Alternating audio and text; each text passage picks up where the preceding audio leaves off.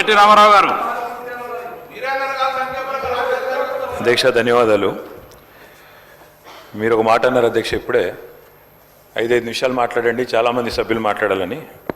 ఈరోజు నిజంగానే ఇప్పుడు మా ప్రశాంత్ రెడ్డి గారు చెప్పినట్టు ఇవాళ సభ స్ఫూర్తే ఎవరెంతో వారికంతా అన్నదాని మీద. కాబట్టి మా సభ్యుల సంఖ్య 38.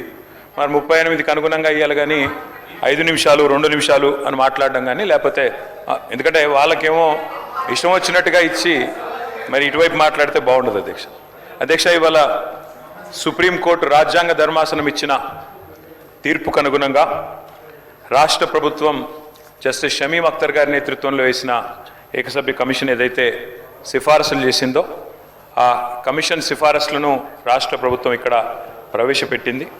ఆ సిఫారసులకు ముందుగా అధ్యక్ష, మొదటి నుంచి ఈరోజు కాదు అధ్యక్ష, ఒక ప్రజాస్వామిక ఉద్యమంగా మలిదశ తెలంగాణ ఉద్యమానికి నాయకత్వం వహించిన పార్టీగా టీఆర్ఎస్ పార్టీ మొదటి నుంచి కూడా ఎస్సీ వర్గీకరణ అంశంలో చాలా స్పష్టంగా ఉన్నది. సంపూర్ణమైన మద్దతు 2001 నుంచి చెప్తూనే వస్తున్నది. మరి ఒక అస్తిత్వ ఉద్యమానికి నాయకుడిగా, తెలంగాణ ప్రజల ఆకాంక్షను సంపూర్ణంగా అర్థం చేసుకున్న నాయకుడిగా, 4 కోట్ల ప్రజల తరపున కొట్లాడిన నాయకుడిగా, ఆనాడు మరొక అస్తిత్వ ఉద్యమానికి నాయకత్వం వహిస్తున్న సోదరులు మందకృష్ణ మాదిగ గారు. ఎందుకంటే ఇవాళ ఇక్కడ మనం వర్గీకరణ గురించి మాట్లాడి కృష్ణమాదిగ గారి గురించి మాట్లాడకపోతే అది కరెక్ట్ కాదు అధ్యక్ష.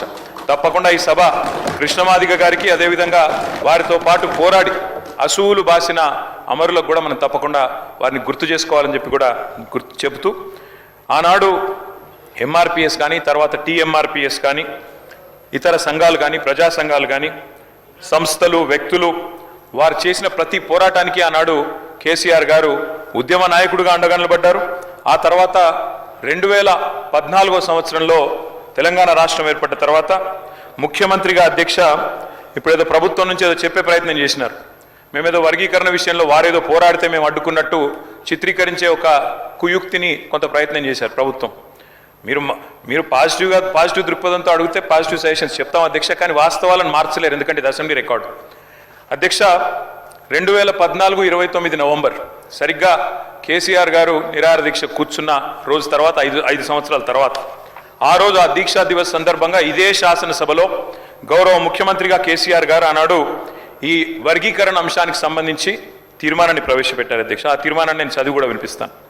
This House supports the policy of categorization of scheduled castes to ensure equitable distribution of statutory benefits as per their population and their relative backwardness, and resolves to request the Government of India to bring in necessary amendment to the Constitution of India to give effect to the same. అంటే అవసరమైతే రాజ్యాంగ సవరణ చేసైనా సరే SC వర్గీకరణకు నడుం బిగించండి అని ఏకగ్రీవ తీర్మానం చేసి ఆనాడు తెలంగాణ రాష్ట్ర ముఖ్యమంత్రిగా కేసీఆర్ గారు కేవలం తీర్మానం చేసి చేతులు దులుపుకోలేదు అధ్యక్ష.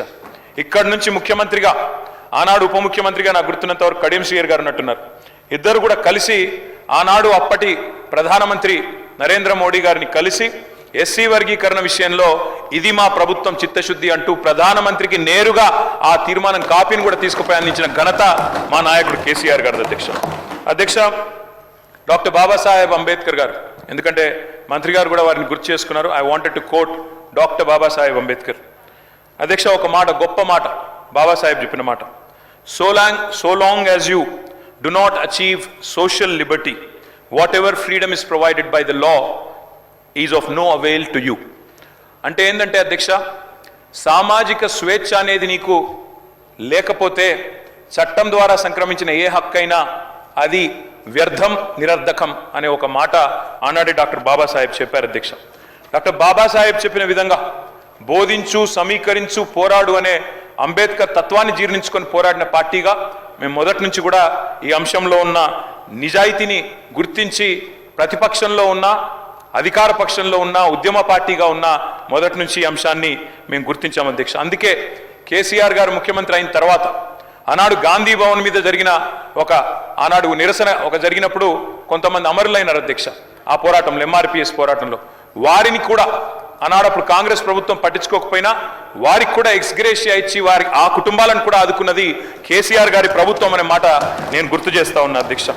సుప్రీంకోర్టులో 10 సంవత్సరాల పాటు ఈ కేసులో ఇంప్లీడ్ అయి గట్టిగా వాదించి ఇందాక ముఖ్యమంత్రి గారు చెప్పినట్టు సీనియర్ మోస్ట్ కౌన్సిల్స్ని చాలా చాలా ఖర్చుతో కూడుకున్న ప్రయాసతో కూడుకున్న వ్యవహారమైనప్పటికీ, వ్యయంతో కూడుకున్న అవసరమైన ప్రయత్నమైనప్పటికీ నియమించి మరి ఈ అంశంలో గట్టిగా వాదించి, సరే చివరికి తీర్పు మొన్నొచ్చిండొచ్చు, కానీ ప్రయత్నం ఎప్పటి నుంచో జరుగుతూ ఉంది. ఆ ప్రయత్నం మా ప్రభుత్వ హయాంలో కూడా బలంగా చేసినామన్న విషయాన్ని కూడా నేను గుర్తు చేస్తా ఉన్నా అధ్యక్ష. ఈరోజు మరి గౌరవ ముఖ్యమంత్రి గారు ఏదైతే చెప్పారో అధ్యక్ష, వారు చెప్పారు జస్టిస్ షమీమ్ అఖ్తర్ ఇచ్చిన నివేదిక మొత్తం చదివినారు. మేము కూడా ఇప్పుడే చదివినాం అధ్యక్ష. షమీమ్ అఖ్తర్ గారి నివేదికలో 2 ఇంట్రెస్టింగ్ విషయాలు చెప్పారు అధ్యక్ష. ఎస్సీల 59 కులాల జనాభా, అక్షరాస్యత, ఉపాధి, విద్యా సంస్థలలో ప్రవేశాలు, ప్రభుత్వ ఉద్యోగ నియామకాలు, ఆర్థిక సహాయం మరియు రాజకీయ ప్రాతినిధ్యాలకు సంబంధించిన డేటాను అన్ని ప్రభుత్వ విభాగాలు, గ్రాంటినేట్ సంస్థలు, ప్రభుత్వ రంగ సంస్థల నుంచి విచారణ కమిషన్ సేకరించింది అని చెప్పారు అధ్యక్ష. చాలా సంతోషం. ఆ తర్వాత అన్ని అధ్యయనం చేసిన తర్వాత 3 గ్రూపులుగా విభజించామని చెప్పారు అధ్యక్ష. మరి 3 గ్రూపులుగా విభజించే క్రమంలో కూడా మీరు ఏం చెప్పినారు అధ్యక్ష? సామాజికంగా, ఆర్థికంగా మరియు విద్యాపరంగా. సామాజికంగా, ఆర్థికంగా. అధ్యక్ష, డాక్టర్ బాబాసాహెబ్ అంబేద్కర్ని స్ఫూర్తిగా తీసుకొని భారతదేశంలో దళిత పారిశ్రామికవేత్తలు, గిరిజన పారిశ్రామికవేత్తలు కూడా రావాలని చెప్పి ఫిక్కీ తరహాలో, సిఐఐ తరహాలో డిక్కీ అనే సంస్థ వచ్చింది అధ్యక్ష, దళిత ఆంటర్ప్రెనర్స్ని ఎంకరేజ్ చేయడానికి. దానికి మిలింద్ కాంబ్లే గారు అని ఒక ఆయన అధ్యక్షుడిగా ఉంటారు. ఆయన ఒక మాట అన్నారు అధ్యక్ష. మరి వారన్న మాట ఏమంటే, let's fight caste with capital. అంటే ఇప్పుడు షమీమ్ అఖ్తర్ గారు చెప్పిన మాటనే ఇంకో పరంగా ఆలోచిస్తే, కేవలం విద్యలో, ఉపాధిలో మాత్రమే కాదు, ఆర్థికంగా ముందుకు పోవడానికి కూడా దళితులకు అవకాశాలు కల్పించినప్పుడే న్యాయం జరుగుతుంది అనే ఆలోచన. మరి బహుశా అందులోంచేనేమో మరి చేవెళ్ళ డిక్లరేషన్ అధ్యక్ష, ఇది SC ST declaration of Congress party. అందులో జస్టిస్ షమీమ్ అఖ్తర్ గారు చెప్పినట్టుగానే సామాజికంగా, విద్యాపరంగా, కేవలం ఉపాధి పరంగా మాత్రమే కాకుండా ఆర్థికంగా కూడా ముందుకు పోవాలనే ఉద్దేశంతో కాంగ్రెస్ పార్టీ ఇచ్చిన చేవెళ్ళ ఎస్సీ ఎస్టీ డిక్లరేషన్ అధ్యక్ష. ఇది అందులో చాలా స్పష్టంగా చెప్పారు అధ్యక్ష. ఏమన్నారు? కేసీఆర్ గారు దళిత బంధు ఇస్తున్నారు, 10 లక్షల రూపాయల చొప్పున ఇస్తున్నారు. కాదు, మా ప్రభుత్వం కనుక వస్తే అంబేద్కర్ అభయహస్తం పేరిట ఎస్సీ ఎస్టీ కుటుంబాలకు 12 లక్షల ఆర్థిక సహాయం చేస్తామన్నారు.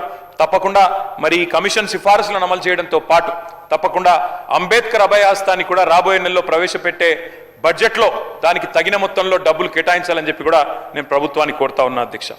ఆర్థిక వెనుకబాటుతనం గురించి కూడా ప్రస్తావించింది షమీమ్ అఖ్తర్ గారి మరి ఏకసభ్య కమిషన్. ఇంకొక మాట కూడా నేను చెప్తా ఉన్నా అధ్యక్ష. ఆ రోజు ఇదే ఎస్సీ ఎస్టీ డిక్లరేషన్లో చెప్పారు అధ్యక్ష, ప్రభుత్వ ప్రొక్యూర్మెంట్లో అంటే కాంట్రాక్ట్లలో, అన్ని కాంట్రాక్ట్లలో, సివిల్ వర్క్లలో ఎస్సీలకు 18%, ఎస్టీలకు 12% రిజర్వేషన్లు కూడా ఇస్తాము అని చెప్పి కూడా మరి చేవెళ్ళ ఎస్సీ ఎస్టీ డిక్లరేషన్లో చెప్పారు అధ్యక్ష. ఎందుకంటే let's fight caste with capital అన్నప్పుడు మరి కేవలం విద్యలో, ఉపాధిలో కాకుండా ఆర్థికంగా కూడా ముందుకు పోవాలంటే ఈ వెసులుబాటు కల్పించాలి. కాబట్టి తప్పకుండా ప్రభుత్వం ఈ 18%, 12% ఎస్సీ ఎస్టీలకు ప్రొక్యూర్మెంట్లో, ఎందుకంటే మొన్ననే నేను చూసిన అధ్యక్ష, చాలా కాంట్రాక్టులు పిలుస్తూ ఉన్నారు రాష్ట్రంలో. మరి అందులో ఈ 18%, 12% ఎప్పటి నుండి ఇస్తారో, ఎప్పటి నుండి అమలు చేస్తారో, ఆర్థికంగా ఎస్సీ ఎస్టీలు కూడా ముందుకు పోవాలంటే మీ మల్లికార్జున్ ఖార్గే గారి చేతిలో ప్రవేశపెట్టబడ్డ ఈ ఎస్సీ ఎస్టీ డిక్లరేషన్ ఎప్పటి నుంచి అమలు మొదలు పెడతారో కూడా ప్రభుత్వం చెప్పాలని చెప్పి నేను కోరుతా ఉన్నా అధ్యక్ష. అధ్యక్ష, ఇంకొక మాట కూడా చెప్పాలి అధ్యక్ష. ఇవాళ 2 ప్రధానమైన సామాజిక వర్గాలు, ఇటు దళితులు వర్గీకరణ విషయంలో మొదటి నుంచి స్వాగతిస్తున్నాం, ఈరోజు నివేదికను కూడా తప్పకుండా స్వాగతిస్తాం. కానీ మరొక వైపు బలహీన వర్గాలు, 61% ఉన్న బలహీన వర్గాలకు సంబంధించి కూడా ఈరోజు శాసనసభలో ప్రభుత్వం ఒక స్టేట్మెంట్ ఇచ్చింది అధ్యక్ష. మేము బలహీన వర్గాల విషయంలో మాత్రం ఇవాళ మా శాసనసభ్యులు 38 మంది ఉన్నాం అధ్యక్ష. చాలామంది ప్రిపేర్ అయినారు. బలహీన వర్గాల శాఖ మంత్రిగా పనిచేసిన కమలాకర్ గారు, మా కేపీ వివేక్ గారు, న్యాయవాది మిత్రుడు కాలేరు వెంకటేష్ గారు, మా చింతా ప్రభాకర్ గారు, చాలా మంది ప్రిపేర్ అయినారు అధ్యక్ష. అందరం మాట్లాడదాం, మా ఆవేదన చెప్దాం బలహీన వర్గాల పక్షాన. ఎందుకంటే బయట గగ్గోలు పెడతా ఉన్నారు, బయట ఇబ్బంది పడతా ఉన్నారు. సంఖ్య తగ్గింది సమగ్ర కుటుంబ సర్వేతో అనే ధోరణిలో ఇవాళ బయట బీసీ సంఘాలు, కాంగ్రెస్ ఎమ్మెల్సీలతో సహా వారు కూడా ఆందోళన వ్యక్తం చేస్తూ ఉన్నారు. మరి ఎస్సీ వర్గీకరణ విషయంలో స్పష్టంగా 100% ప్రభుత్వ నిర్ణయాన్ని స్వాగతిస్తూనే బీసీల విషయంలో ఏదైతే ఇవాళ కాంగ్రెస్ పార్టీ దగా చేసిందో 42% రిజర్వేషన్లు ఇస్తామని చెప్పి బీసీల గొంతు కోసిందో 51% నుంచి 5% జనాభా తగ్గించి చూపెట్టిందో దాన్ని తీవ్రంగా నిరసిస్తూ మా పార్టీ తరపున ఎస్సీ వర్గీకరణను స్వాగతిస్తూ బీసీల విషయంలో కాంగ్రెస్ పార్టీ చేసిన మోసాన్ని కాంగ్రెస్ పార్టీ చేసిన దగాను నిరసిస్తూ మేమందరం కూడా వాకౌట్ చేస్తా ఉన్నాం అధ్యక్ష.